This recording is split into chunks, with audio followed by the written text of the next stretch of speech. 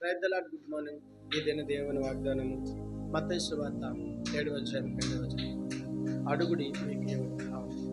ప్రియ సహోదరి సహోదరుల, ఈ దినం నీ అవసరతను బట్టి, నీ అక్కరను బట్టి మరి అనేక మందిని యాచిస్తున్నావేమో, అనేక మంది దగ్గరికి వెళ్ళి నీవు అడుగుతున్నావేమో, నాకు సహాయం చేయండి, నా అవసరతను తెచ్చండి. అయితే ప్రభువైన యేసుక్రీస్తు వారి దేవునికి మాట్లాడుతున్నాను కదా, అడగండి నేను మీకు దయచేస్తానని చెప్తున్నాగా.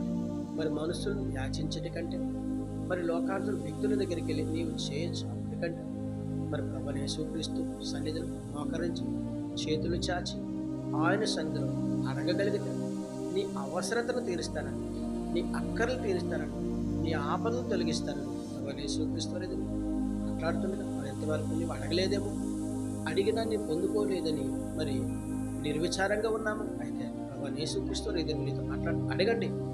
అడిగిన ప్రతిదాన్ని దయచేసి దేవుడిని నేను మరి మీరు మంచి ఈవులను మరి పొందుకోవాలని నేను మీ వరకు మరి నరరూపదానిగా భూమి మీదకి వచ్చాను. ప్రభువైన యేసుక్రీస్తు వారి దేవుడు నీతో మాట్లాడుతుండగా అడిగి పొందుకోవాలని ఇతను వాగ్దానం ద్వారా దేవుడు నీతో మాట్లాడు. ఆమె ప్రార్థన చేద్దాం.